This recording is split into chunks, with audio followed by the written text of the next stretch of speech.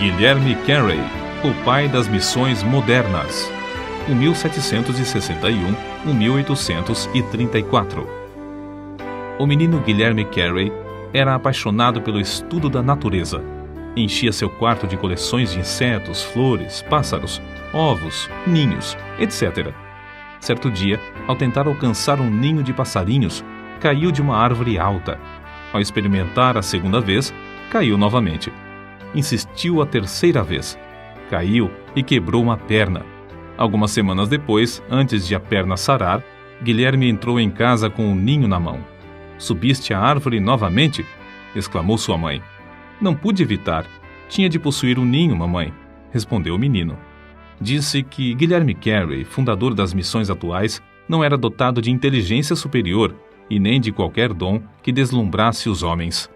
Entretanto, foi essa característica de persistir, com o espírito indômito e inconquistável, até completar tudo quanto iniciara, que fez o segredo do maravilhoso êxito da sua vida.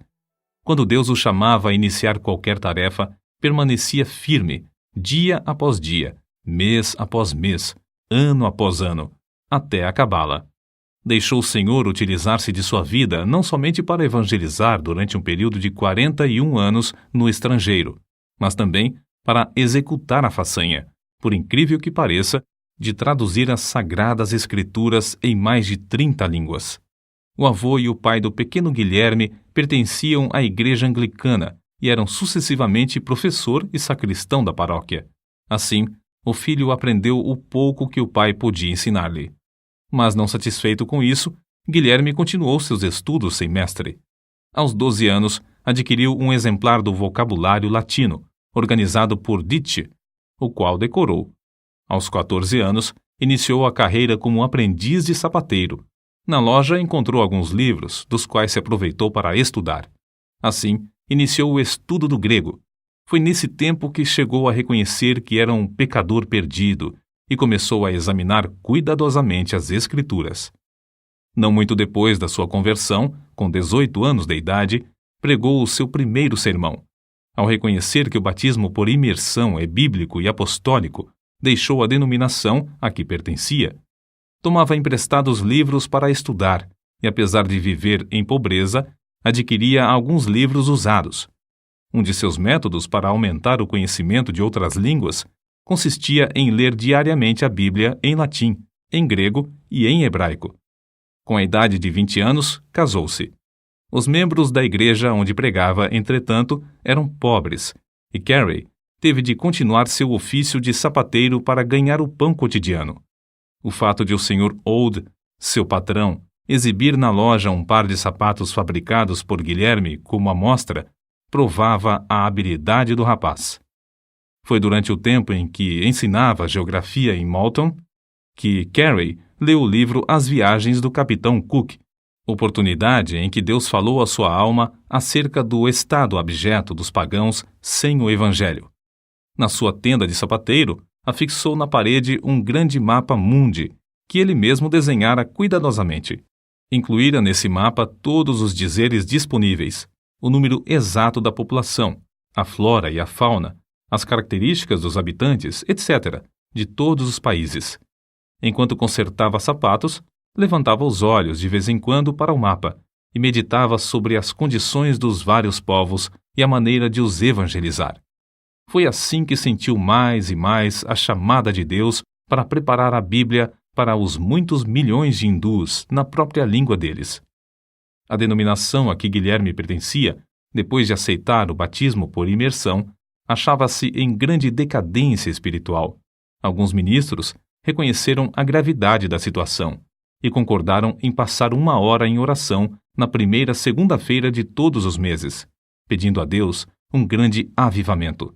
De fato, esperavam um despertamento, mas, como acontece muitas vezes, não pensaram na maneira que Deus lhes responderia. As igrejas de então não aceitavam a ideia, que consideravam absurda, de levar o evangelho aos pagãos. Certa vez, numa reunião do ministério, Carey levantou-se e sugeriu que ventilassem esse assunto, o dever dos crentes em promulgar o evangelho às nações pagãs. O venerável presidente da reunião, surpreendido, pôs-se em pé e gritou: Jovem, sente-se. Quando agradar a Deus converter os pagãos, Ele o fará sem o seu auxílio, nem o meu. Porém, o fogo continuou a arder na alma de Guilherme Carey. Durante os anos em que se seguiram, esforçou-se ininterruptamente, orando, escrevendo e falando sobre o tema que lhe fazia palpitar o coração: levar Cristo a todas as nações. Em maio de 1792, pregou seu memorável sermão sobre Isaías, capítulo 54, versículos 2 e 3. Amplia o lugar da tua tenda, e as cortinas das tuas habitações se estendam. Não o impeças, alonga as tuas cordas, e firma bem as tuas estacas, porque transbordarás à mão direita e à esquerda, e a tua posteridade possuirá as nações e fará que sejam habitadas as cidades assoladas. Discursou sobre a importância de esperar grandes coisas de Deus, e em seguida enfatizou a necessidade de tentar grandes coisas para Deus. O auditório sentiu-se culpado de negar o evangelho aos países pagãos, a ponto de levantar as vozes em choro. Foi então organizada a primeira sociedade missionária na história das igrejas de Cristo para a pregação da palavra de Deus entre os povos nunca evangelizados. Alguns, como Brainerd, Eliot e Schwartz, já tinham ido pregar em lugares distantes, mas sem que as igrejas se unissem para sustentá-los. Apesar de a sociedade missionária ter sido o resultado da persistência e esforços de Carey, ele mesmo não tomou parte na sua formação. O seguinte, porém, foi escrito acerca dele nesse tempo. Aí está Carey, de estatura pequena, humilde de espírito, quieto e constante. Tem transmitido o espírito missionário aos corações dos irmãos, e agora quer que saibam da sua prontidão em ir aonde quer que eles desejem, e está bem contente que formulem todos os planos. Nem mesmo com esta vitória foi fácil para Guilherme Carey concretizar o sonho de levar Cristo aos países que jaziam nas trevas. Dedicava o seu espírito indômito a alcançar o alvo que Deus lhe marcara. A igreja onde pregava não consentia que deixasse o pastorado. Somente quando recebeu a visita dos membros da sociedade é que o problema foi resolvido. No relatório da igreja consta o seguinte registro: apesar de concordar com ele, não achamos bom que nos deixe aquele a quem amamos mais que a nossa própria alma.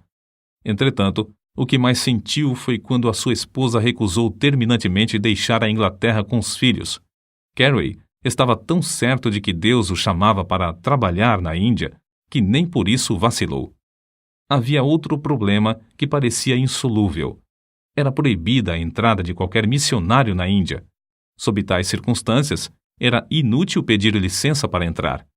Foi nessas condições que conseguiram embarcar, mas, infelizmente, o navio demorou algumas semanas para zarpar, e pouco antes de partir, os missionários receberam ordem para que desembarcassem. A sociedade missionária, apesar de tantos contratempos, continuou a confiar em Deus. Conseguiram granjear dinheiro e compraram passagem para a Índia em um navio dinamarquês. Uma vez mais, Carey rogou à sua querida esposa que o acompanhasse, mas ela ainda persistia na recusa. Nosso herói, ao despedir-se dela, disse: se eu possuísse o mundo inteiro, daria alegremente tudo pelo privilégio de levar-te e os nossos queridos filhos comigo, mas o sentido do meu dever sobrepuja todas as outras considerações. Não posso voltar para trás sem incorrer em culpa a minha alma. Porém, antes de o navio partir, um dos missionários foi à casa de Carey. Grande foi a surpresa e o regozijo de todos ao saberem que esse missionário conseguiu induzir a esposa de Carey a acompanhar o seu marido. Deus comoveu o coração do comandante do navio a levá-la em companhia dos filhos sem pagar passagem. Certamente, a viagem à vela não era tão cômoda como nos vapores modernos. Apesar dos temporais, Carey aproveitou-se do ensejo para estudar o Bengali e ajudar um dos missionários na obra de verter o livro de Gênesis para esta língua indiana.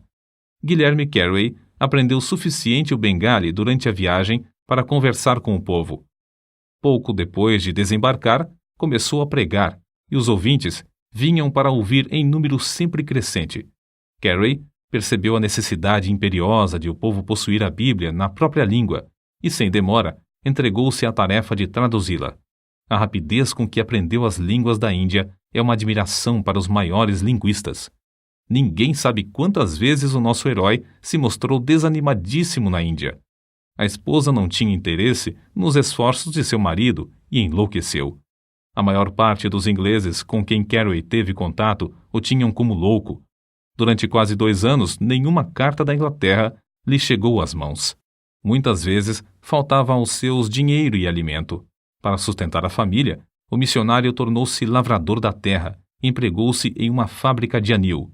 Durante mais de 30 anos, Carey foi professor de línguas orientais no colégio de Fort Williams.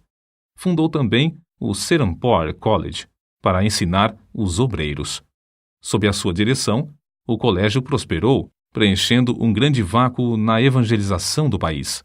Ao chegar à Índia, Carey continuou os estudos que começara quando menino. Não somente fundou a Sociedade de Agricultura e Horticultura, mas criou um dos melhores jardins botânicos do país, além de redigir e publicar o Hortus Bengalensis. O livro Flora Indica, outra de suas obras, foi considerada obra-prima por muitos anos. Não se deve concluir, contudo, que para Guilherme Carey a horticultura fosse mais do que um passatempo. Dedicou-se também a ensinar nas escolas de crianças pobres, mas, acima de tudo, sempre lhe ardia no coração o desejo de se esforçar na obra de ganhar almas. Quando um de seus filhos começou a pregar, Carey escreveu: "Meu filho, Félix, respondeu à chamada para pregar o Evangelho." Anos depois, quando esse filho aceitou o cargo de embaixador da Grã-Bretanha no Sião, o pai, desapontado e angustiado, escreveu para um amigo: "Félix encolheu-se até tornar-se um embaixador." Durante o período de 41 anos que passou na Índia, não visitou a Inglaterra. Falava, embora com dificuldade, mais de 30 línguas indianas, dirigia a tradução das escrituras em todas elas e foi apontado para o serviço árduo de tradutor oficial do governo. Escreveu várias gramáticas indianas e compilou notáveis dicionários dos idiomas bengali, marathi e sânscrito. O dicionário do idioma bengali consta de 3 volumes e inclui todas as palavras da língua, traçadas até a sua origem e definidas em todos os seus sentidos. Tudo isso era possível porque sempre economizava o tempo, segundo se deduz do que escreveu seu biógrafo. Desempenhava essas tarefas hercúleas sem pôr em risco a sua saúde, aplicando-se metódica e rigorosamente ao seu programa de trabalho, ano após ano. Divertia-se passando de uma tarefa para outra. Dizia que se perde mais tempo trabalhando inconstante e indolentemente do que nas interrupções de visitas. Observava, portanto, a norma de entrar sem vacilar na obra marcada e de não deixar coisa alguma desviar a sua atenção durante aquele período. O seguinte escrito, em que pede desculpas a um amigo pela demora em responder-lhe a carta, mostra como muitas das suas obras avançaram juntas. Levantei-me hoje às 6 da manhã, li um capítulo da Bíblia hebraica, passei o resto do tempo até às 7 em oração.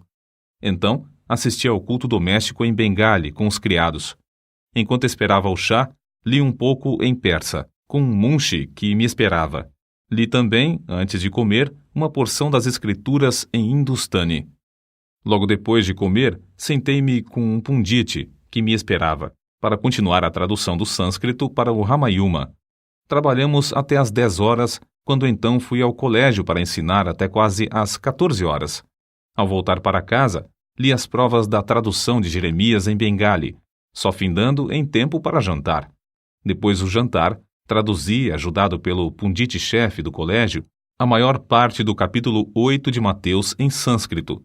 Nisto, fiquei ocupado até às 18 horas. Depois, assentei-me com um pundit de Telinga para traduzir do sânscrito para a língua dele. Às 7 da noite comecei a meditar sobre a mensagem para um sermão e preguei em inglês às 7h30. Cerca de 40 pessoas assistiram ao culto, entre as quais um juiz do Sadr Delwani Daulat. Depois do culto, o juiz contribuiu com 500 rúpias para a construção de um novo templo. Todos os que assistiram ao culto tinham saído às 21 horas. Sentei-me para traduzir o capítulo 11 de Ezequiel para o Bengali. Findei às 23 horas, e agora estou escrevendo esta carta.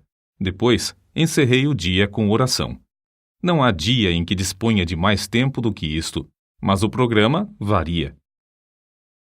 Com o avançar da idade, seus amigos insistiam em que diminuísse os esforços, mas a sua aversão à inatividade era tal que continuava trabalhando, mesmo quando a força física não acompanhava a necessária energia mental.